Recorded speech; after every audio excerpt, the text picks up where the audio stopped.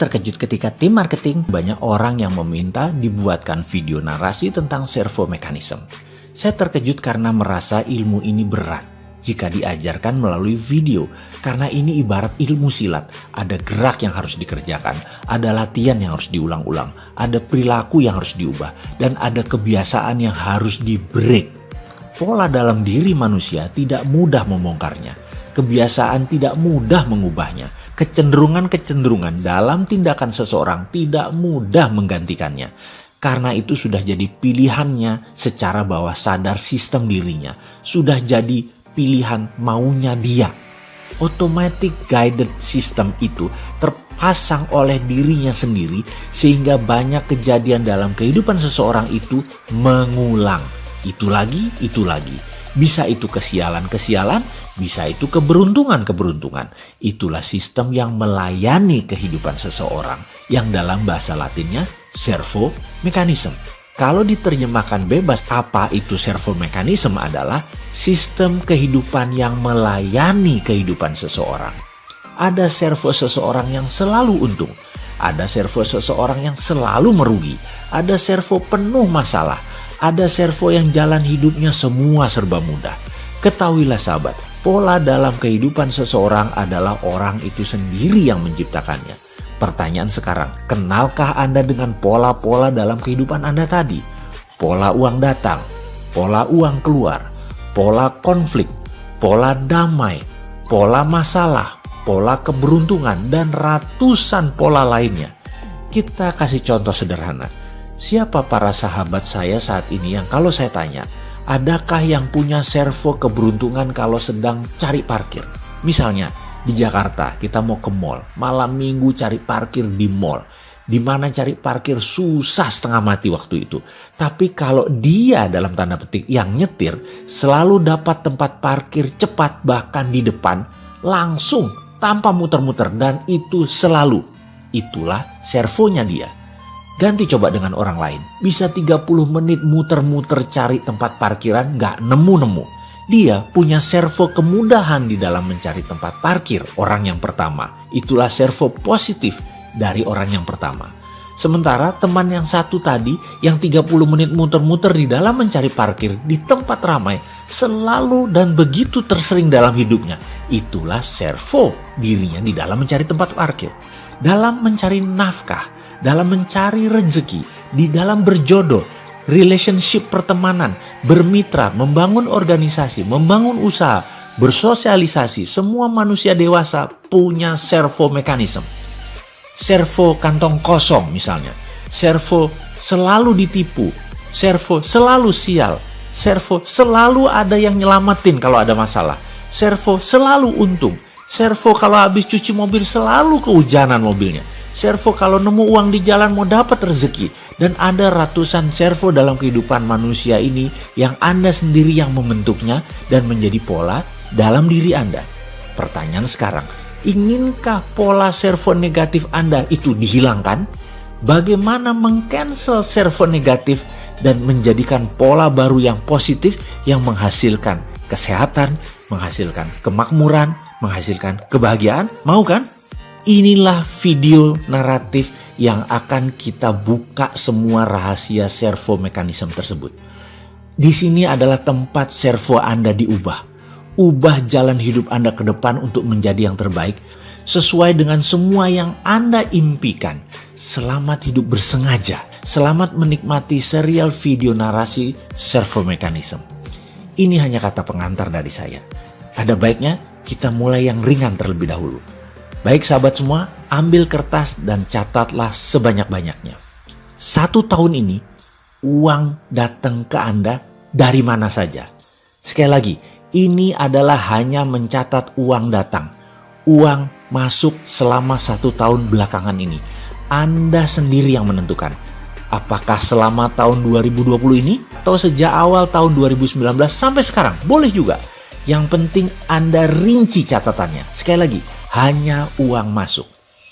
Bisa dikasih suami atau bisa dikasih istri, bisa dari gaji, bisa dikasih oleh orang tua, dari bekerja, jadi broker properti, dapat uang tips, dapat uang korupsi, uang jabatan, uang pelicin, hasil bisnis usaha, dari mencuri, diberi, dapat waris, apapun uang tadi masuk, catatkan dalam selembar kertas. Sebanyak-banyaknya, serinci-rincinya, dan coba catat angkanya sedetil mungkin.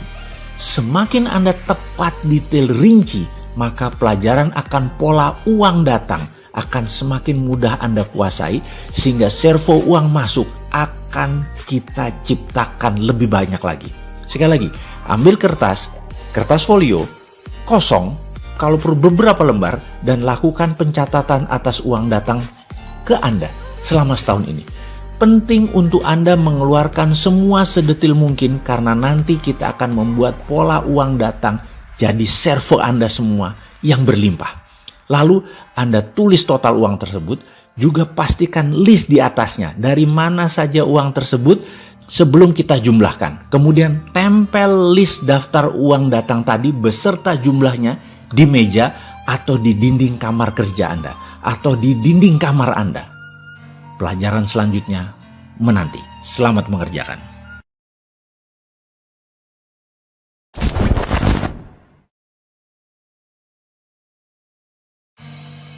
Mengenal uang datang dan permasalahannya.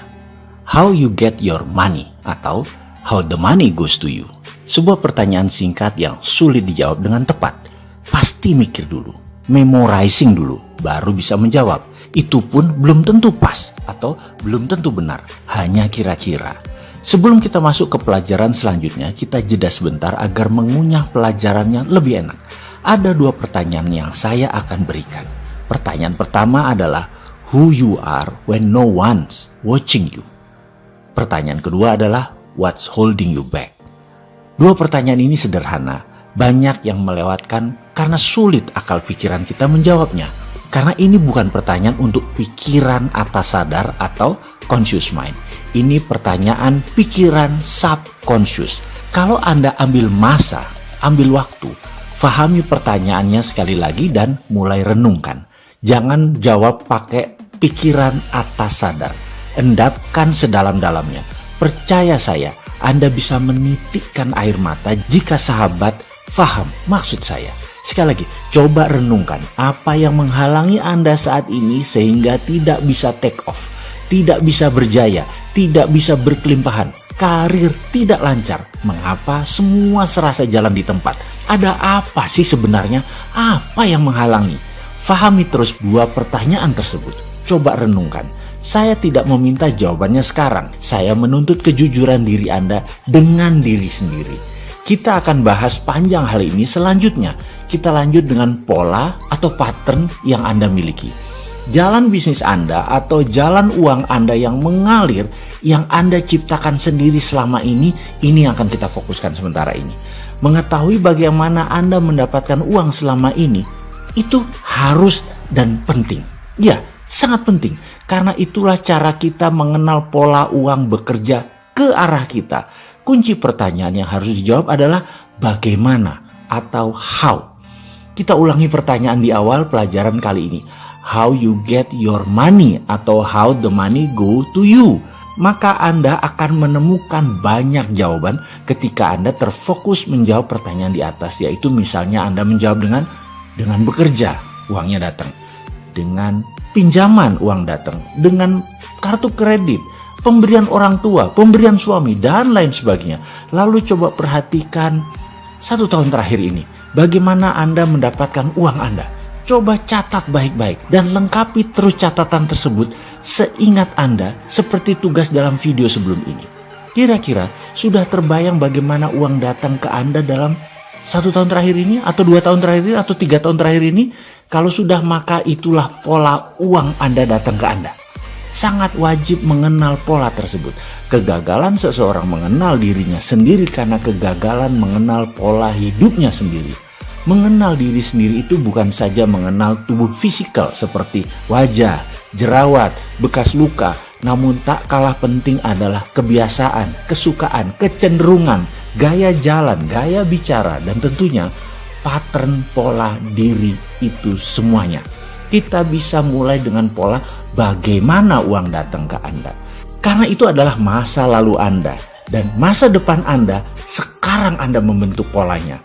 Kalau Anda sudah cukup senang dengan pendapatan Anda sekarang, ada baiknya Anda mulai melihat pola-pola lain dalam kehidupan Anda. Yang kalau jelek boleh segera diubah. Kalau Anda merasa belum puas dengan uang datang ke Anda, maka bersiaplah mengubah pola tersebut. Karena Anda sekarang adalah apa yang Anda kerjakan kemarin.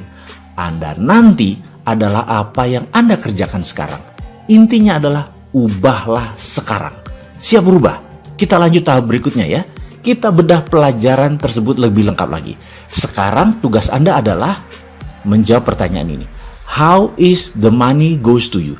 Coba di folder list dari daftar uang yang datang ke Anda 1 tahun ini atau 1,5 tahun ini yang menempel di dinding kamar Anda sekarang seperti dalam video sebelum ini. Lalu tugasnya adalah coba pisahkan uang masuk tadi berdasarkan foldernya, berdasarkan asalnya. Contoh misalnya, berapa yang dari keringat sendiri, berapa yang diberi atau dari orang lain, kemudian berapa dari hal yang tidak terduga. Anda buat 3 folder tadi, Anda kurungin, misalnya yang warna merah adalah dari keringat sendiri, yang warna biru adalah dari orang lain, kemudian yang warna kuning adalah yang tak terduga. Coba Anda folder. Selamat mengerjakan.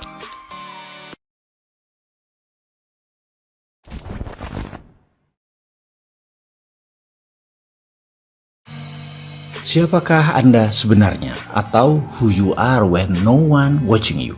Di dalam tugas video ini ke depan, Anda akan mendapat tugas untuk menjawab pertanyaan lain lagi, yaitu betapa pentingnya mengenal who you are atau siapa diri kita, apa kekuatan kita, apa kelemahan kita, bagaimana kecenderungan kita mengambil keputusan dan bertindak.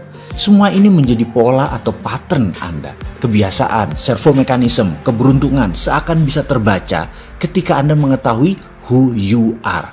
Misalnya di masa sekarang, di masa banyak hal mulai menunjukkan hasil yang berlawanan dengan harapan Anda, di mana pasar mulai mencari jalan ke arah harga yang lebih murah, di mana pasar mulai fokus di kebutuhan utama saja, seperti pemenuhan kebutuhan akan pangan dan survive yang mendasar.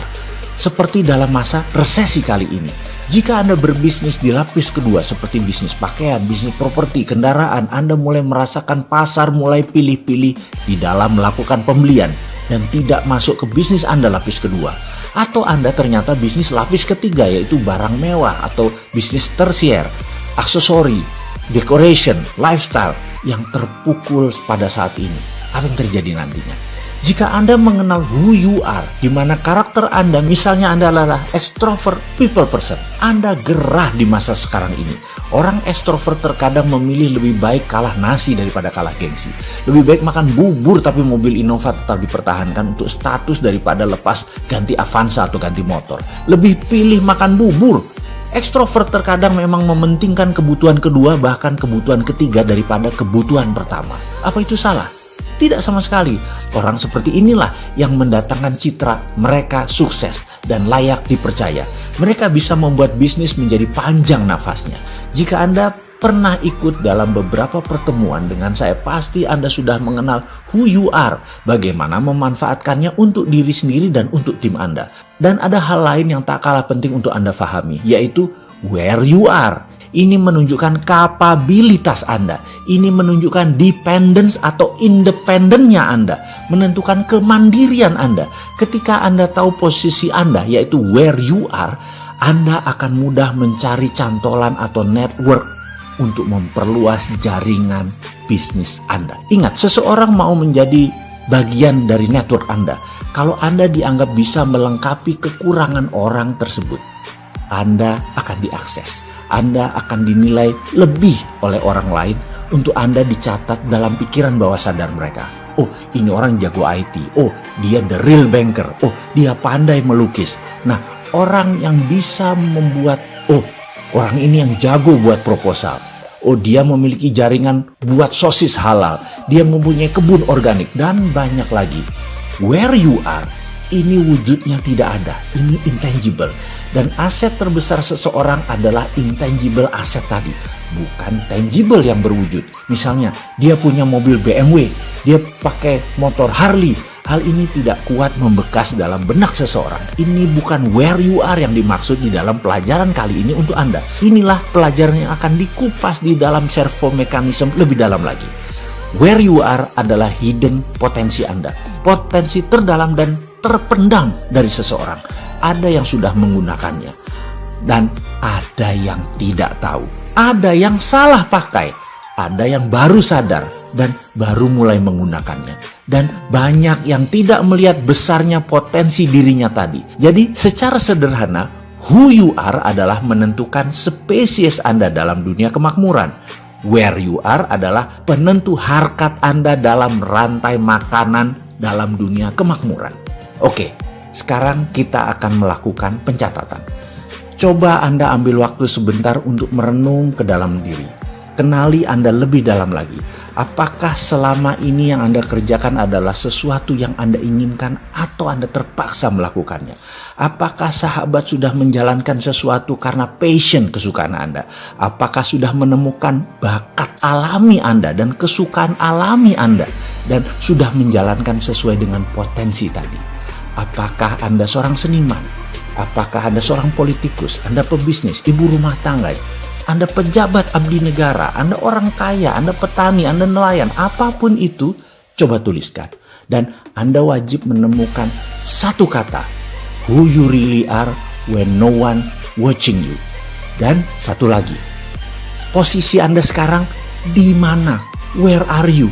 Apakah Anda sudah di tempat yang Anda inginkan? Atau Anda masih berada di tangga terbawah?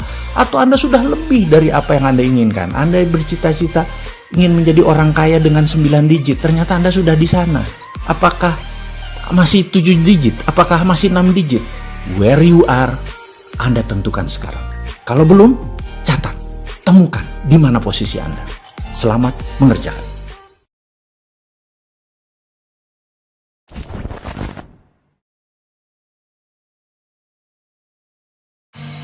What holding you back? Bayangkan Anda sedang duduk di dalam ruangan. Di depan Anda ada sahabat dekat Anda. Siapapun itu, hadirkan dalam bayangan Anda. Sahabat Anda tadi adalah soulmate Anda. Bisa juga pasangan hidup Anda selama ini. Bisa juga sahabat Anda dari kecil. Bisa juga orang baru yang hadir dalam kehidupan Anda namun Anda nyaman dengan dirinya. Hadirkan dalam bayangan Anda tersebut sekarang. Mengapa kita akan melakukan simulasi ini harus membayangkan orang yang paling Anda nyaman? Karena tugasnya berat. Dia akan menekan Anda, menekan sampai ke limit Anda. Bayangkan, Anda nanti akan diinterogasi, dibedah, dicacah, sampai hal terkecil-kecil, sampai menemukan hal yang tersembunyi, sampai membongkar yang Anda tutupi. Anda akan di-chunk down sampai ke remah-remah terkecil. Kalau orang yang menekan Anda adalah orang yang Anda nyaman, emosi Anda akan selalu terkontrol karena tujuannya dia ingin memancing masalah yang ada di dalam diri Anda supaya keluar dan segera diselesaikan agar servo negatif kita masuk di sesi berikut ini. Baik, sekarang kita masuk di sesi berikutnya. Anda duduk dengan pena dan pensil kosong di hadapan Anda. Sahabat Anda tadi dalam bayangan Anda duduk juga tepat di depan Anda. Dia akan mengulangi kata-kata ini berkali-kali dan setiap dia mengatakan kalimat ini, Anda tulis secepat-cepat kalimat pertanyaan ini, jawabannya, sehingga ada ratusan kata-kata jawaban Anda dalam kertas tadi. Dan kalau ada satu kata keulang-ulang, biarkan, ulangi lagi. Ternyata ada yang baru lagi, segera tuliskan. Kalimat itu adalah apa yang menghalangi Anda. Kalimatnya seperti begini. Apa yang menghalangi Anda? Apa yang menghalangi Anda? Apa yang menghalangi Anda? Apa yang menghalangi Anda selama ini sehingga Anda tidak mendapatkan apa yang Anda inginkan? Apa yang menghalangi Anda sehingga Anda tidak bisa terbang? Apa yang menghalangi Anda? What holding you back? Dan setiap kalimat pertanyaan ini selesai, tuliskan apapun di dalam kertas di depan Anda tadi dan bayangkan teman Anda tadi terus mengulang-ulang pertanyaan tersebut. Pastikan ada stopwatch di samping Anda karena sesi ini lamanya 5 menit dan harus 5 menit. Bayangkan teman Anda tadi berulang-ulang dan Anda menjawab secepat-cepatnya pertanyaan tadi. Bersiap mengadakan sesi ini ya. Dan demi hasil maksimum, jangan maju ke sesi berikutnya sampai Anda melakukan semua yang diperintahkan di sesi ini. Anda sudah memanfaatkan waktu yang besar untuk membeli video naratif ini. Anda sudah meluangkan waktu untuk menyaksikannya. Dan itu adalah hal yang luar biasa. Saya salut untuk Anda. Dan sekarang untuk hasil maksimum, lakukan apa yang diajarkan dalam sesi ini. Ulangi lagi perintah dalam video ini, lalu mulailah bayangkan soulmate Anda tadi. Mulai menekan Anda dengan pertanyaan beruntun selama 5 menit ke depan. Tugas Anda menuliskan jawaban yang timbul seketika ketika Anda menjawab tanpa berpikir, yaitu menjawab pertanyaan ini. Apa yang menghalangi Anda? Apa yang menghalangi Anda? Apa yang menghalangi Anda? Dan lakukan sekarang.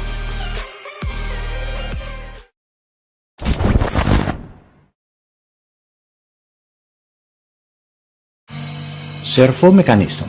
Ada beberapa tugas sejauh ini Anda sudah kerjakan. Saya ucapkan terima kasih banyak telah menjalankan semuanya dengan baik. Selanjutnya, kita masuk ke pelajaran dasar tentang servo mechanism. Otak manusia semua sama secara hardware. Secara software, setiap manusia berbeda installnya. Jadi, yang membedakan manusia satu dengan manusia yang lainnya bukan hardware-nya, tetapi software-nya. Software otak bahasa lainnya adalah pikiran. Secara umum, pikiran terbagi dua, pikiran atas sadar atau biasa disebut conscious mind dan pikiran bawah sadar yang biasa disebut subconscious mind. Kontribusi bagi kehidupan dihitung secara empirik oleh pakar aplikasi psikologi. Pikiran atas sadar atau conscious mind hanya memberikan sumbangan pada tindakan manusia sekitar 12%. Sementara pikiran bawah sadar adalah sisanya, mempengaruhi tindakan manusia 88%. Jadi, kunci sukses manusia ada di pengenalan bawah sadarnya. Sayangnya bawah sadar ini tidak terdeteksi karena sudah menjadi kita apa adanya. Ilustrasi sedikit tentang bawah sadar. Karena 88% tindakan manusia tergantung pada pikiran bawah sadar, maka kita bicarakan bawah sadar saja lebih banyak. Setuju ya? Kalau mau membandingkan bawah sadar dengan atas sadar, bahasa lain kalau mau membandingkan antara conscious mind dengan subconscious mind adalah dengan perumpamaan. Saya tanya kepada Anda sahabat, Anda ingin makan gado-gado atau salad? Katakan Anda memilih gado-gado. Saya meletakkan gado-gado di piring, di meja di depan Anda. Selamat menikmati. Dan Anda mulai memasukkan 1 sendok gado-gado tadi ke mulut Anda. 1-2 gado-gado makanan tadi sudah masuk ke mulut Anda. Lalu pada suapan ketiga setengah piring sudah habis, saya bertanya kepada Anda, setiap masuk makanan ke mulut Anda mengunyahnya berapa kali sebelum Anda telan? Anda bisa terdiam sejenak, lalu otak Anda mulai menghitung dan Anda mungkin baru menyadari sesaat kemudian bahwa Anda tidak tahu pasnya berapa Anda mengunyah tadi. Lalu Anda mulai menghitung dengan masukkan makanan ke mulut Anda dan Anda mulai menghitung. Barulah Anda tahu bahwa Anda mengunyah sekitar 4-5 kali, baru Anda menelan. Itulah bawah sadar seseorang yang mengendalikannya. Orang lain ada yang 6-8 kali mengunyah baru menelan. Ada yang 2-3 kali mengunyah baru ditelan. Beda-beda kebiasaan orang tersebut. Ketika gado-gado tadi porsinya sedikit telah habis, saya memberikan 1 piring main course makan utama, 250 gram daging steak wagyu medium cook masih hangat. Dimana sebelum makan saya tanya sekarang, kira-kira dengan daging steak di piring Anda, berapa banyak kunyahan irisan daging ini Anda lakukan sebelum Anda menelannya? Anda tadi menghitung 4-5 kali karena daging yang Anda makan, logika Anda mulai bermain. Maka Anda menjawab 7-8 kali kunyah kali baru menelan karena lebih keras. Tapi apa yang terjadi? Ketika irisan daging steak tadi masuk ke mulut Anda, ternyata tidak satu pun kunyahannya lebih banyak dari apa yang Anda lakukan dari makanan sebelumnya. Sama saja, yaitu 4-5 kali kunyah, telan. Ingat, 88% kehidupan manusia tergantung pada pikiran bawah sadar Anda, pada subconscious mind Anda. Bisa dibayangkan kalau biasa mengunyah 3-4 kali lalu dikasih steak, maka daging belum hancur sudah dikirim ke lambung Anda. Apa yang terjadi dengan lambung Anda? Pasti bekerja lebih keras. Pasti tidak efektif sari makanan masuk ke sistem penyerapan di ususnya. Karena manusia bukan karnivora murni seperti orang Timur Tengah atau American Cowboy yang memang kunyahannya lebih banyak. Karena meat eater adalah kebiasaan mereka. Gado-gado atau salad hanya pelengkap bagi mereka. Kunyahan yang lebih banyak menyehatkan lambung. Orang Barat dan Timur Tengah punya kebiasaan mengunyah 2 kali lebih banyak daripada orang Asia Tenggara khususnya. Itulah kebiasaan yang sudah terpatri dalam subconscious seseorang.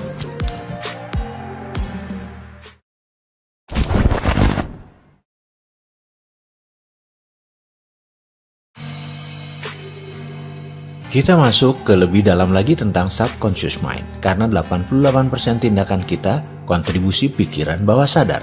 Kita wajib mengenal apa itu pikiran bawah sadar dan bagaimana program software terpasang pada pikiran bawah sadar kita.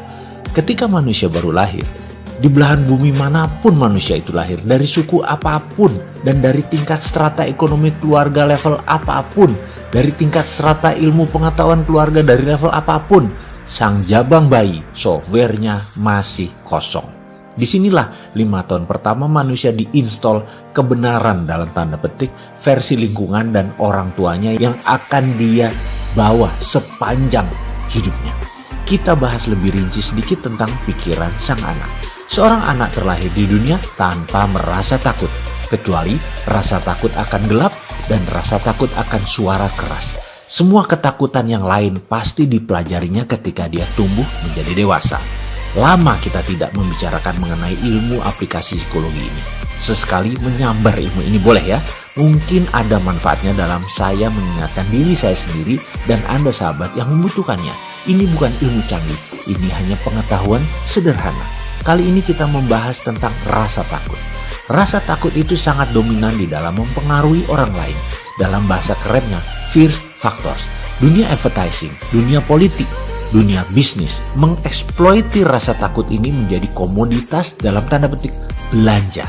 Ketakutan akan kelangkaan barang, ketakutan akan keterbatasan membuat perilaku menumpuk barang, dan ini terjadi di dalam semua orang, terutama para wanita yang terus dieksploiti rasa takutnya ini. Saya beri contoh bahwa iklan yang paling efektif di kelas retail adalah yang mengeksploitir rasa takut. Misalnya, iklan pasta gigi dari merek ternama menceritakan akan kuman jahat yang akan menggerogoti gigi sang anak.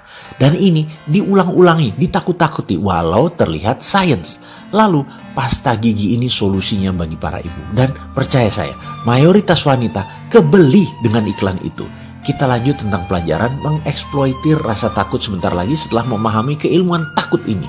2 rasa takut utama yang biasa berkembang dalam diri kita semua adalah takut akan kegagalan, takut akan kekalahan, dan terus berkembang menjadi rasa takut akan kritik dan penolakan. Kita mulai belajar merasa takut pada kegagalan ketika kita secara terus-menerus dikritik dan dihukum saat mencoba sesuatu yang baru atau sesuatu yang berbeda. Kita dibentak dan kita dilarang-larang. Jangan, jauh-jauh dari sana, hentikan, letakkan. Hukuman fisik dan tidak ditunjukkannya rasa cinta, ancaman-ancaman yang dilontarkan yang membuat Anda merasa takut dan tidak aman seringkali mengiringi hentakan dan kritik-kritik seperti ini. Inilah muasal terbanyak rasa takut tadi tumbuh di benak manusia. Dengan segera kita akan percaya bahwa kita terlalu kecil, terlalu lemah, tidak kompeten, tidak cukup pandai, dan tidak mampu untuk melakukan segala sesuatu yang baru atau berbeda dengan yang lain. Manusia yang ditekan tersebut kemudian akan mengekspresikan perasaan ini dengan kata-kata, saya memang tidak mampu, saya tidak mampu, saya tidak mampu. Setiap saat dia berpikir untuk melakukan sesuatu yang baru atau menantang, reaksi otomatis dalam dirinya biasanya merupakan perasaan takut, gemetaran, dan perutnya mulai bergolak, tidak enak. Reaksi ini akan persis sama dengan ketika pantatnya ditampar oleh orang tuanya dulu. Lalu dia berkata, saya tidak mampu, saya tidak mampu. Itulah subconscious memprogram dirinya menjadi seseorang yang tidak berkemampuan. Rasa takut akan kegagalan adalah penyebab utama dari kegagalan yang terjadi pada masa dewasanya nanti.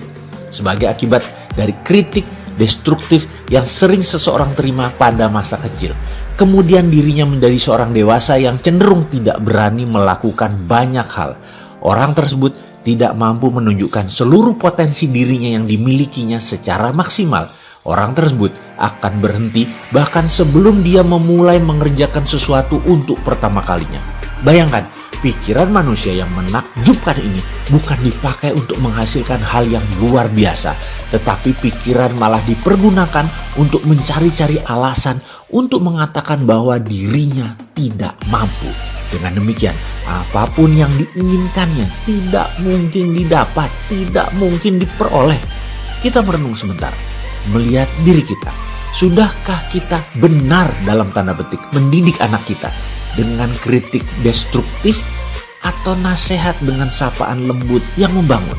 Apakah dulu dalam menerima didikan kita dibentak, kita dihardik, kita dimaki, baik oleh lingkungan ataupun oleh keluarga, dan kita memilih menerimanya?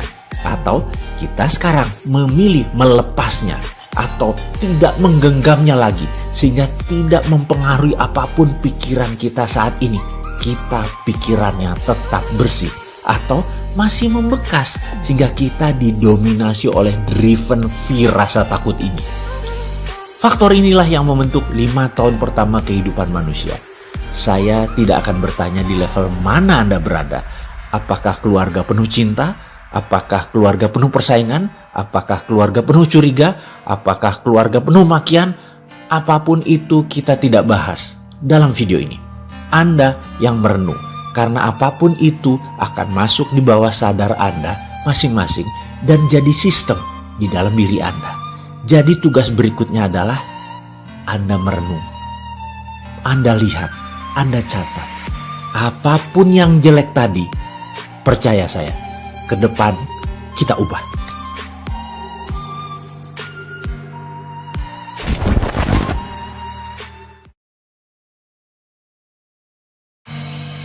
Bagaimana software diinstal dalam pikiran bawah sadar? Video sebelum ini adalah menjelaskan bagaimana software terpasang karena lingkungan, karena orang tua, dan ada baiknya saya berikan satu contoh lagi bagaimana pikiran itu diinstal. Mengapa penting saya memberikan penjelasan yang banyak ini dan panjang ini? Karena apapun yang bisa dipasang bisa dibongkar. Jadi ketika Anda merasa installmentnya jelek, Anda ubah. Kalau Anda merasa tidak ada softwarenya, maka ada baiknya kita pasang softwarenya sesuai apa yang Anda butuhkan. Cara pasang orang tua ke anak kita beri contoh dalam ilustrasi.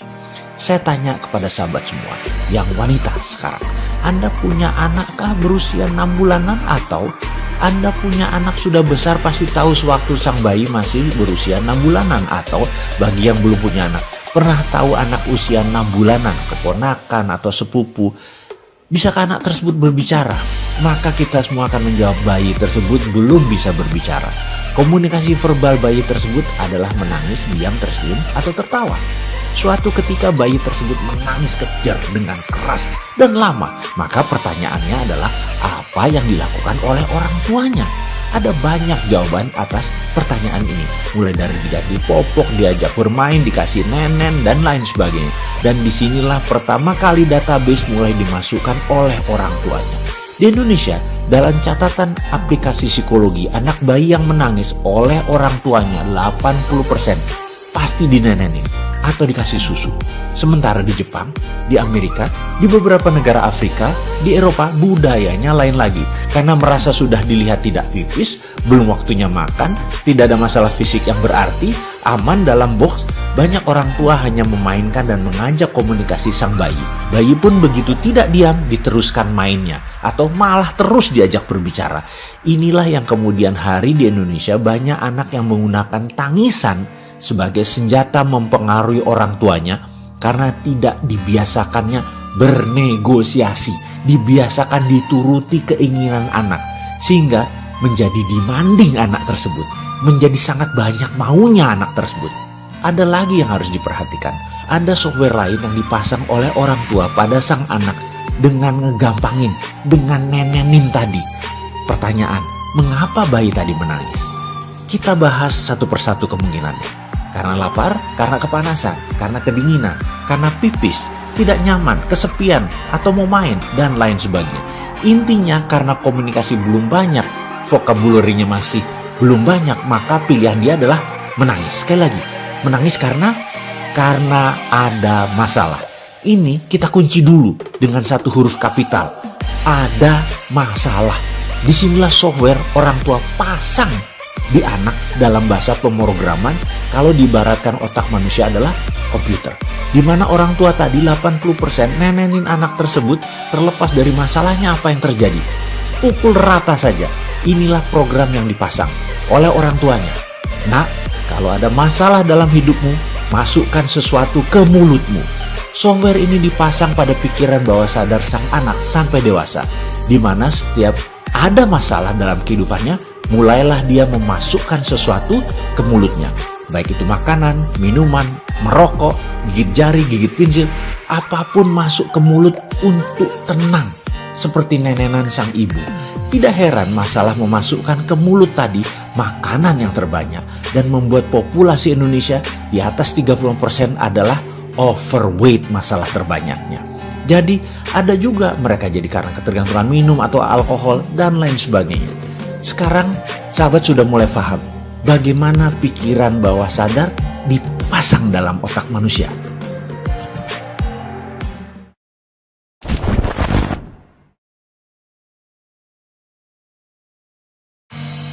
Servo.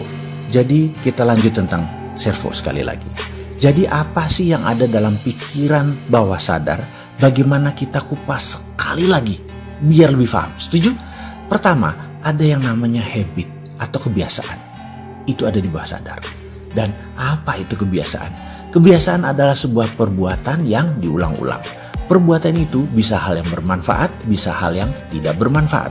Katakan kebiasaan merokok. Maaf ya, harus membawa diskusi kebiasaan merokok yang tidak baik bagi kesehatan. Tahu sih logikanya, alias atas sadar tahu bahwa rokok tidak terlalu baik untuk kesehatan. Tetapi 88% bawah sadarnya atau bawah sadar pikiran manusia terbanyak bilang merokok itu enak, merokok itu menimbulkan kreativitas dan lain sebagainya. Itulah makanya kebiasaan merokok walaupun negatif tetap dilakukan oleh banyak orang karena bawah sadar lebih mendominasi dari pikiran atas sadar. Perbuatan olahraga yang diulang-ulang sejak kecil membuat olahraga jadi kebiasaan. Itu kebiasaan positif pengaruhnya dan ada banyak contoh baik, buruk, benar, salah dalam urusan kebiasaan atau habit. Ada hal yang lebih dalam dari kebiasaan, yaitu apa? Kebiasaan yang diulang-ulang. Kebiasaan yang diulang-ulang menjadi servo mekanisme namanya. Apa pengaruh servo mekanisme? Hal ini berbeda dengan kebiasaan karena seakan-akan kebiasaan adalah hal yang dilakukan secara sadar. Misalnya janjian main badminton jam 7 malam. Datangnya jam 8 karena memang persiapannya telat. Namun kalau Anda seseorang yang memiliki servo terlambat, dia tahu jam 7 acaranya dan jam 6 sudah berangkat dari rumah. Tapi salah ambil jalan, lalu kena macet dan banyak masalah lagi sehingga dia datangnya jam 8. Ada beda di sini. Habit, kebiasaan terlambat, sedangkan servo terlambat itu beda. Servo itu seakan-akan semesta yang membuat dia terlambat. Jadi bedanya, habit terlambat sengaja dilambat-lambatan. Sekali lagi, kalau servo terlambat maka seakan-akan semesta yang membuatnya terlambat. Ini harus perlahan dipelajarinya tentang servo mekanisme ini. Servo ini kalau kita tidak tahu kita memiliki servo apa, maka hal yang terjadi berulang-ulang dalam hidup kita seakan-akan bukan kita yang melakukannya, tapi semesta yang mengaturnya. Maka kita akan frustrasi dengan jalan kehidupan kita. Kuncinya adalah kenali servo Anda. Servo mekanisme ini membuat kehidupan seseorang jalan di tempat atau dikenal dengan sebutan rat race. Tikus yang berlari di bulatan di sangkarnya. Dia hanya lari di tempat. Maksudnya banyak manusia mendapat kesialan di tempat itu-itu saja. Kegagalan di tempat itu-itu aja. Dan hal-hal yang berulang-ulang itu adalah servonya dia. Misalnya pembantunya kalau lebaran pulang kampung pasti nggak balik ke rumah. Sehingga dia tidak pernah punya pembantu lama. Alasannya macam-macam. Ada yang pindah kerja, ada yang nikah, ada yang merawat orang tuanya, ada yang dapat kerja di kampungnya. Banyak lagi alasannya, namun intinya servo si nyonya memang nggak pernah bisa punya pembantu lama. Kita perdalam sekali lagi pemahaman. Kemudian gimana kalau kita buat sesuatu yang baru? Misalnya gajinya dinaikin lebih mahal daripada gaji pembantu yang lain. Apakah begitu pulang lebaran dia balik? Lihat, kalau servonya memang pembantu tersebut tidak pulang, ada aja untuk membuat alasan pembantu tidak pulang. Bahkan dikasih fasilitas yang sama, makan yang sama dengan ownernya atau tuannya. Kemudian dikasih fasilitas seperti TV dan lain sebagainya. Tapi ada aja alasannya. Jadi ini yang harus difahami bahwa servo itu tidak ada hubungannya dengan apa yang dilakukan. Tetapi program bawah sadarnya yang harus dibenarkan. Kita lanjut ya, kita perdalam lagi pemahamannya. Ada orang yang servonya pindah kerja. Setiap 2 tahun pindah kerja. Sudah 4 kali. Dan ini yang kelima. Yang pertama perusahaannya tutup. Berikutnya ribut dengan atasan. Berikutnya dibajak, di-hijack ke tempat yang lain. Berikutnya difitnah menggelapkan uang. Intinya setiap tahun kedua bekerja, ada aja masalah mulai timbul menggerogoti dirinya sehingga dia harus pindah. Ada servo yang lain lagi, yaitu servo kantong kosong. Kalau tadi servo pindah kerja, kalau yang awal adalah servo nggak punya pembantu lama ya. Sekarang kita lanjut ke servo kantong kosong. Seseorang ini seakan-akan tidak bisa menabung. Misalnya dia bekerja sebagai pegawai, gajinya cukup untuk bayar kos-kosan. Lalu pangkatnya naik 2 tahun kemudian, gajinya naik. Lalu pindah kosan yang dekat kantor yang lebih mahal. Karena pekerjaan kantor menumpuk, lebih enak tinggal yang di dekat kantor. Akhirnya tidak punya uang lagi bersisa untuk menabung. Tahun berikutnya karirnya naik jadi manajer, gajinya besar. Apa yang terjadi? Adiknya di kampung minta dibiayai karena ayahnya udah sakit-sakitan. Lalu jabatannya naik lagi menjadi vice president. Mulai menikah dan sekarang posisinya direktur. 20 tahun kemudian kerjanya dapat 35 juta per bulan. Ternyata tabungan nggak punya, rumah masih belum lunas, cicilan besar dan lain sebagainya. Servo kantong kosong ini ada aja alasan untuk uang tidak bisa menetap di kantong seseorang. Katakan gajinya 8 juta, cicilan motor plus biaya hidupnya 1 bulan habis. Lalu lebaran dapat 2 kali gaji. Ternyata tidak ada kesisa juga buat tabungan. Kenapa? Habis buat lain-lain. Lalu dapat bonus prestasi 2 kali gaji, 8 juta plus 16 juta. Bisa nabung? Nggak bisa juga. Ada aja berita asuransi jatuh tempo, mertua sakit, AC kamar bocor, STNK mati harus diperpanjang. Intinya habis lagi dan begitu seterusnya. Lucunya kalau dia lagi nggak ada uang, nggak ada masalah tuh. Biasa-biasa aja, tapi begitu dia dapat uang bonus dan lain sebagainya, timbul lagi lah, bannya bocor lah, anaknya sakit dan lain sebagainya. Itu namanya servo kantong kosong. Servo ini ada banyak macam. Kenali servo Anda. Dan apa yang kita lanjutkan? Kita akan perbaiki dengan video ini. Karena servo adalah perilaku yang diulang-ulang yang jadi kebiasaan. Yang kebiasaan tersebut dengan sengaja diulang-ulang lagi, jadilah servo mekanisme. Jadinya jalan hidup Anda yang melayani Anda. Servo mekanisme bahasa Latin yang diterjemahkan adalah servo atau serve atau melayani. Mekanisme adalah sistem mekanik. Servo mekanisme kalau disederhanakan adalah sistem kehidupan yang melayani seseorang. Dan semua ini adalah man-made, ciptaan manusia. Manusia sendiri yang menciptakan. Servo dan habit itu adanya di pikiran bawah sadar. Kenali, yang negatif diubah. Program tersebut kami beri nama subconscious reprogramming. Program ulang pikiran bawah sadar. Setelah kita kenal 5 macam hal yang ada di bawah sadar, kita mulai mereview. Salah satunya adalah habit yang menjadi servo mekanisme. Dan servo tadi kalau negatif harus segera diubah. Kalau tidak ini akan mengulang-ulang terus dalam kehidupan seseorang. Kita sudah membahas dari 1 sampai 5 program pikiran bawah sadar. Dan ini juga membuat kita mengerti kita memilih jalan hidup kita dengan memasang install software kemakmuran, software kesehatan, software kebahagiaan. Semua ini bisa terpasang dengan baik kalau menjadikan servo negatif tadi hilang dan diubah. Kita melakukannya dengan teknik subconscious reprogramming. Tekniknya, percaya saya, semudah membalik tangan. Allah Maha Adil. Apa yang bisa terpasang bisa dibongkar. Apa yang tidak ada bisa jadi ada. Apapun bisa diinstal karena manusia adalah wakil Allah di bumi. Khalifah fil ard, memiliki kemampuan ekstra. Jadi mulai paham tentang servo mekanisme. Oke, selanjutnya kita akan memahami tentang subconscious mind, mengenal bagian terdalam pikiran bawah sadar dan bagaimana melakukan pemrograman ulang pikiran bawah sadar yang salah dan ingin kita rapihkan.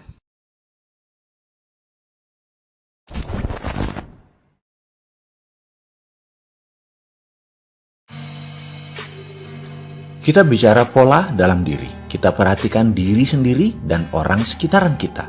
Mengenal pola itu penting karena pola itu sesuatu kejadian yang berulang-ulang dan selalu sama. Misalnya, pembantu di rumah setiap pulang lebaran tidak balik lagi ke rumah kita. Atau kalau punya pegawai yang pintar, pasti diambil orang di tahun kedua. Atau ada banyak hal berbagai pola itu terjadi, misalnya lagi pola musibah, pola kantong kosong, pola hidup berantakan. Dan dalam kemakmuran pun Anda punya pola. Kenalkah Anda dengan pola uang datang ke Anda? Kenalkah Anda dengan pola uang keluar dari Anda?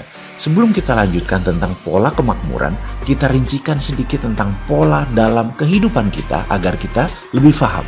Apakah Anda kenal dengan seseorang yang mempunyai kebiasaan terlambat? Saya pernah jogging dengan seseorang teman yang selalu datang terlambat. Kami biasa jogging di Senayan hari Kamis malam setelah pulang kerja. Biasanya saya mengingatkan dia, "Bro, besok kita jogging ba'da maghrib ya, biasa ya." Yang selalu ditanggapinya, "Siap, saya akan datang pas maghriban di sana, di Albana." Dan langsung cus. Saya pastikan lagi, "Oke, confirm ya, jam 6.30 ya." Dia jawab, "Saya pasti datang." Keesokan harinya ternyata dia baru datang jam 6.45. Pastinya telah siap dengan berbagai alasan. "Anakku mainin baju joggingku dan menaruhnya di bawah tempat tidur, jadi dicari-cari dulu." Telat deh. Minggu berikutnya hal sama terjadi. Dia datang jam 6.50. Dia baru datang, alasannya, "Sepatu joggingku yang biasa sebelah ini gak ketemu." Aduh, kemana-mana dicari. Minggu berikutnya dia datang jam 7 malam. "Ikan masku sakit sehingga anakku menangis terus-menerus." Begitu seterusnya. Mulai dari alasan aki mobil mati, mobil tidak bisa starter, kunci mobil hilang, sampai celana dalam yang masih terendam dalam mesin cuci. Akhirnya saya berkata, "Bro, ayo kita buat janjian. Mulai sekarang, untuk setiap 1 menit terlambatmu, kamu harus membayar 20.000 perak ke kotak amal Masjid Albana." Minggu berikutnya dia beralasan pundaknya sakit. Dan sejak itu kami tidak pernah jogging bersama lagi. Apa yang terjadi? Dia mengira dunia di luar dirinya yang membuatnya demikian. Dia tidak dengan sadar mencoba datang terlambat, tetapi dalam bawah sadarnya dia menyimpan program yang mengatakan kamu selalu terlambat. Dan program inilah yang mengatur hidupnya. Bahkan jika dia secara kebetulan berangkat lebih awal dan ingat bahwa dia mempunyai target untuk datang tepat waktu, ternyata program bawah sadarnya akan membantunya mencari pohon yang bisa ditabrak atau jalan yang tak dikenal yang bisa menyesatkannya. Setelah itu dia akan menarik nafas dalam-dalam dan berkata, "Beginilah saya selalu terlambat." Oke, sekarang mulai paham dengan pola-pola yang ada dalam diri seseorang atau bahkan kenal dengan pola diri kita sendiri. Semua ini dalam tanda petik kita yang menciptakan. Sekarang tugas Anda sahabat, coba perhatikan apa yang mengulang dan selalu terjadi dalam diri Anda. Catatlah. Jangan lanjutkan sebelum tugas ini dikerjakan, setidaknya menemukan satu hal yang berulang dalam diri Anda. Baik hal itu negatif atau hal itu positif. Catat semua servo Anda. Karena ke depan sekali lagi, yang negatif akan kita ubah, yang positif akan kita perbanyak. Lakukan tugas ini sebelum melanjutkan video selanjutnya. Tugasnya sekali lagi, servo saya adalah, temukan segera.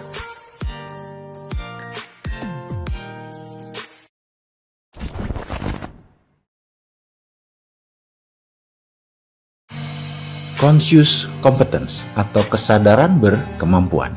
Kita sekarang membicarakan hal yang sederhana sedikit atau melompat sedikit dulu. Masalah dengan berpikir benar, kok bisa membuat orang menjadi kaya raya? Berpikir dan bertindak seperti apa yang bisa membuat kaya? Menjawab pertanyaan seperti ini memang harus rinci menjelaskannya, juga harus memberi contoh serta pengalaman. Contoh saja membuat mengerti, tapi tidak merubah apapun. Conscious tetap incompetence. Pikirannya tetap tidak berkemampuan. Maju setahap sih, dari unconscious menjadi conscious. Dari belum sadar menjadi sadar. Tapi nggak ada bedanya karena keduanya tetap incompetence. Kita masih belum berkemampuan. Menjadi conscious dan competence, ini poin diskusi kali ini. Menjadi competence dan berkemampuan untuk makmur. Tugas pertama adalah bagaimana prosperity conscious atau software kaya jika ingin dipasang sistemnya dalam pikiran kita. Maka permasalahan atau keadaan tersebut harus diubah bentuknya atau diubah objeknya. Saya secara pribadi Coach Anda kali ini harus mampu membuat isi kepala sahabat semua untuk saya bisa pasang objeknya. Ini lebih dari visual. Oke, agak sulit menerima informasi ini. Saya ceritakan dalam bentuk lain dengan contoh. Seorang perokok. Baik, saya ini tidak pernah mengatakan bahwa perokok itu buruk. Saya selalu bilang merokok itu baik, tetapi tidak merokok itu lebih baik. Jadi, teman perokok tadi ingin berhenti merokok atau quit smoking. Berbagai cara dia sudah lakukan. Dia sudah menggunakan banyak metode, tapi ternyata kalau lagi stres, atau dia lagi cari ide, atau dia sehabis makan, selalu merokok. Maka saya sebagai orang yang diminta untuk menghilangkan kebiasaan merokok tersebut harus melakukan, dalam tanda petik, mengubah objek dalam pikirannya. Mengubah database yang ada di otaknya. Sekarang objek dalam pikirannya adalah merokok itu menyenangkan, merokok itu nikmat rasanya, dan lain sebagainya. Maka saya mengubahnya dengan memberi objek baru dalam pikirannya. Saya duduk di depannya, saya bawa 2 slof rokok favoritnya, 24 bungkus rokok. Saya duduk bersamanya dan setiap batang rokoknya habis, saya akan nyalakan lagi rokok berikutnya dan diberikan kepadanya. Ketika memasuki bungkus ketiga, dadanya mulai sesak. Dan apa yang saya lakukan? Saya paksa terus dia menghisap rokok tersebut sampai 6 jam, sampai 1 slof habis tanpa jeda. Nangis, pedih, sakit, dadanya sesak, sebel, segala macam rasa masuk bercampur. Dan saya tidak peduli apapun pendapatnya tentang apa yang saya lakukan tadi. Mau dia bilang sadis, mau dia bilang sontoloyo, mau bilang kejam, sampai dia nggak bisa nafas. Entah bungkus keberapa, kita terus jejekin, kita terus beri dia rokok. Di saat itu, berhenti proses ubah proyeknya. Begitu dia bilang muak, berhenti sudah proses mengubah proyeknya. Di sini teman kita tadi sudah punya objek baru. Merokok itu nggak enak, merokok itu bikin sesak, merokok itu bikin sakit, dan sangat traumatis merokok itu. Dan dia pun berhenti merokok. Pasti di sini pertaruhannya. Kalau dia balik merokok, itu mentor abal-abal. Dan ini adalah seni keterampilan merubah sesuatu menjadi objek baru. Keterampilan ini adalah merubah sesuatu menjadi objek yang baru. Tekniknya dikenal dengan nama Progressive Object Experience Technique. Sehubungan dengan kemakmuran dan mengubah kebiasaan buruk yang berulang-ulang dengan servo, kita pun akan melakukan tindakan Progressive Object Experience ini. Kita akan segera mempraktekkan Progressive Experience ini dengan belajar berimajinasi. Itu yang pertama dulu adalah Projected Imaginary, membayangkan sebuah project, dan kita akan mulai pelajaran yang lebih dalam, merubah servo negatif. Sekarang tugasnya cuma satu. Anda temukan peaceful place Anda. Bayangkan dalam pikiran Anda sekarang, temukan peaceful place Anda, tempat kedamaian. Bisa di masjid, bisa di gereja, bisa di tempat ibadah, bisa di sajadah, bisa di Mekah, bisa di gunung, bisa di pantai, bisa di rumah, bisa di tempat tidur, apapun. Tugas Anda cuma satu, temukan peaceful place Anda dalam imajinasi Anda. Lakukan sekarang.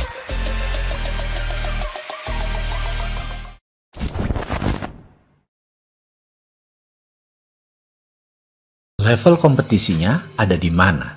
Semua pasti pernah mendengar atau mengetahui apa itu kompetensi. Kompetensi adalah kemampuan dan keterampilan seseorang dalam bidang tertentu. Pada setiap bidangnya, kompetensi kita selaku individu berbeda-beda. Dan sebagaimana kita ketahui bahwa kompetensi itu ada 4 level, ada 4 tingkatan, ada 4 strata. 4 tingkatan kompetensi yang saya maksud dalam video kali ini adalah kompetensi yang digabungkan dengan tingkat kesadaran. Dan mengapa kita mendiskusikan dari sisi kesadaran ini?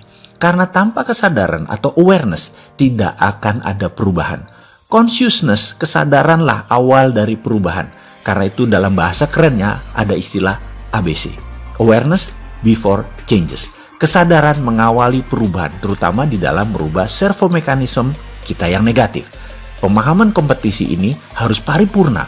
Karena itu kita perlu untuk mengupasnya secara tuntas. Kali ini saya coba kemas dari sisi lain. Pada tingkat paling dasar, yaitu tingkat 1, dikatakan kita kalau tidak tahu apapun, kita tidak memiliki kompetensi apapun. Level itu dinamakan unconscious incompetence. Unconscious incompetence tersebut adalah level kita tidak sadar dan kita tidak berkemampuan.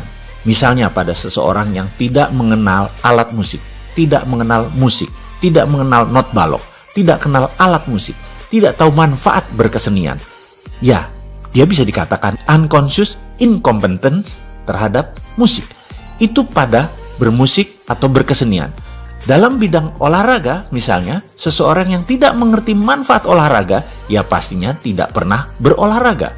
Ketika dia diberi pengetahuan mengenai manfaat olahraga, diinformasikan pentingnya olahraga, mereka masuk ke level 2, yaitu conscious incompetence. Dia mulai memahami manfaat olahraga, tetapi tidak bergerak berolahraga melakukan hal yang baik ini. Sudah sadar olahraga, sudah sadar manfaat, tapi tidak action. Ya setidaknya dia sadar kalau dia tidak berkemampuan. Begitulah kira-kira. Ketika seseorang tersebut memahami arti olahraga, namun sekarang dia mulai melakukan olahraga secara perlahan, bersusah payah dan secara fisik, secara batin, berusaha melakukan olahraga setiap hari. Seringkali dia terhenti dan bolak-balik mulai dari nol lagi, mulai olahraga lagi, nol lagi, olahraga lagi. Ini menandakan dia sudah masuk ke tahap ketiga. Tahap ketiga adalah conscious competence, berkesadaran dan berkemampuan. Sadar akan kemampuannya. Lalu dia paksakan dirinya terus berolahraga. Lalu masuk ke benak dia, tiada hari tanpa olahraga. Bahkan dia resah kalau tidak berolahraga. Tubuhnya nggak enak kalau nggak boleh olahraga. Bicara setiap hari tentang olahraga. Apa yang mata dilihat semua berhubungan dengan olahraga. Pikirannya selalu mendahulukan olahraga. Matanya selalu berbinar-binar jika berbicara tentang komunitas seperti dirinya. Bicara, makan, berjalan, semua selalu berdiskusi dan menyempatkan olahraga. Maka dia sudah mencapai kompetensi yang lebih tinggi, yaitu level 4 yang disebut unconscious competence. Kemampuannya sudah berada di subsistem paling dalam. Kompetensinya sudah berada di bawah sadar. Ada sebuah catatan penting, yaitu memasuki keterampilan kompetensi di dalam bawah sadar. Ada seni tersendiri, sangat khusus karena level 1, 2, dan 3 Anda bisa lalui dengan seketika. Namun untuk menjadi masuk ke level 4 perlu tenaga dorong tersendiri. Tahapan tersulit sekali lagi adalah di level 3, berada di conscious competence. Sekarang kita lompat ke bidang lain.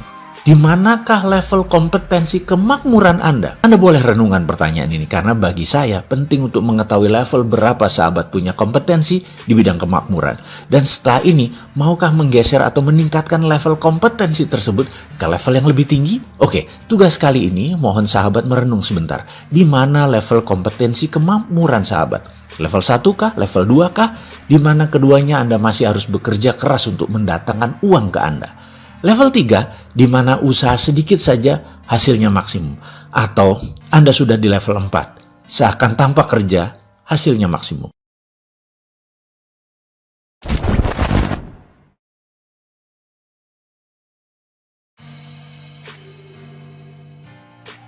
Istilah servo mechanism sebenarnya lebih dikenal di dunia teknik, yaitu suatu proses loop tertutup untuk mengkoreksi proses secara terus-menerus agar tetap dapat menuju target yang telah ditetapkan. Sebagai contoh peluncuran peluru kendali, ini menerapkan teknik servo mechanism, di mana ketika target telah dikunci, maka gerakan peluru yang mulai melenceng akan direvisi ulang sehingga kembali menuju arah semula. Proses revisi ini berlangsung terus-menerus sampai dengan akhirnya peluru kendali tadi tepat mengenai sasaran yang telah ditetapkan. Apa hubungannya dengan perilaku manusia? Sangat berhubungan erat. Dr. Maxwell dalam sebuah karyanya bukunya yang berjudul Psycho-Cybernetic yang menyoroti peran besar dari self-image dan habit dalam kesuksesan seseorang memperkenalkan penggunaan istilah servo mechanism ini untuk menggambarkan gerakan kecenderungan manusia. Pada dasarnya dalam kehidupan ini, setiap orang bergerak dengan prinsip servo mechanism, alias terus-menerus melakukan koreksi sehingga sesuatu yang digariskan terjadi. Di mana proses koreksi ini berlangsung dengan keterlibatan seluruh kesadaran holistik manusia, conscious dan unconscious. Jika seseorang sudah digariskan untuk sial, maka apapun yang terjadi cepat atau perlahan, tetapi pasti, maka proses servo mekanismenya akan menuntun seseorang untuk menuju kondisi sial ini, tanpa bisa ditolak sama sekali. Demikian juga jika seseorang digariskan untuk beruntung, maka servo mekanisme ini dengan mudah akan membawanya ke keadaan yang seharusnya, yaitu beruntung. Semua yang akan dialami dalam hidupnya ini telah digariskan seakan ciptaan semesta, tapi sesungguhnya ciptaan dia sendiri. Suka atau tidak suka, servo mekanisme ini akan membawa kita ke sana dengan cara yang sangat cerdas, bahkan dengan cara yang seringkali tidak terduga. Jadi kini menjadi lebih jelas.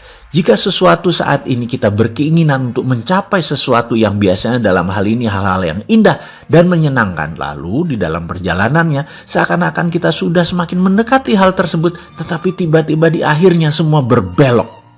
Maka jangan menyalahkan siapapun, karena servo mekanisme dalam diri kita lah yang bekerja. Loh, kok gitu? Jadi artinya hidup kita sudah digariskan dan kita tidak dapat keluar dari garis ini. Apakah ini yang disebut nasib atau takdir atau apapun istilah sejenisnya? Tentu saja tidak. Pembahasan ini tidak ada sangkut pautnya dengan nasib dan takdir, yang jelas sudah memiliki ahli tersendiri untuk membahas hal ini. Pembahasan di sini justru akan menyadarkan kita adalah pembuat garis tersebut, dan tentu saja kita pula yang dapat merubahnya. Tentu saja jika Anda percaya dan berminat, maka video serial ini bermanfaat, akan memberdaya maksimum hidup Anda. Servo mekanisme akan menuntun seseorang untuk selalu mencapai sesuatu yang telah digariskan dengan berbagai cara yang teramat sangat cerdas. Lalu siapa yang membuat garis ini? Ini harus kita ulangi lagi. Yang membuat garis ini tidak lain adalah sosok yang juga terdapat dalam sisi manusia yang dikenal dengan nama habit dan belief system.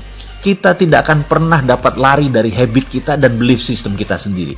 Dalam konteks praktis sehari-hari, apapun yang kita peroleh dalam kehidupan kita ini hanyalah ekspresi dari seluruh kemampuan kita yang telah mencapai tingkatan unconscious competence. Sebagai contoh, jika kita pernah mengalami kegagalan dalam suatu aspek kehidupan, katakanlah bisnis, maka kegagalan-kegagalan berikutnya akan cenderung untuk memperkuat self-image dan belief bahwa kita adalah ahli kegagalan bisnis. Itu jadi seakan-akan jadi habit. Lalu sampai dengan batas tertentu kegagalan bisnis ini akan menjadi skill dan melekat dalam diri seseorang tersebut, alias sudah mencapai tingkatan keahlian unconscious competence. Lalu sejak saat itu bergeraklah langkah dia yang dipandu oleh automatic guided system yang bergerak dalam pola servo mekanismenya. Setiap dia berbisnis pasti merugi sehingga dia frustrasi karena kegagalan adalah ahlinya dia. Apapun dalam kehidupan ini, jika telah sedemikian mudahnya mencapainya, maka sesungguhnya kita sudah menjadi ahli alias berkemampuan. Kita telah mencapai tingkat unconscious competence. Sekarang kita list pertanyaan di bawah ini. Apakah Anda pribadi yang selalu beruntung? Apakah Anda selalu didera sial yang tak berujung? Apakah Anda gampang memperoleh pinjaman uang? Apakah Anda selalu ditolak saat meminjam uang? Apakah Anda selalu sehat? Apakah Anda mudah mencari sahabat? Apakah sangat mudah Anda mencari musuh? Apakah Anda sulit mencari uang? Atau uang selalu mendatangi Anda? Apakah Anda selalu ditolak oleh lawan jenis Anda? Apakah Anda seorang yang sangat mudah memperoleh pasangan? Apapun itu, kemampuan arahnya menunjukkan bahwa Anda telah menjadi ahlinya secara unconscious competence. Servo mekanisme Anda akan selalu berproses untuk menciptakan hal tersebut. Nasib manusia, baik atau buruk, tertulis di habit, di servo mekanisme dan di belief systemnya, bagai blueprint yang selalu mengawali suatu perwujudan dan semuanya Anda yang mengendalikan. Sekali lagi kita ingatkan, servo negatif harus kita buang, servo positif harus kita tambah.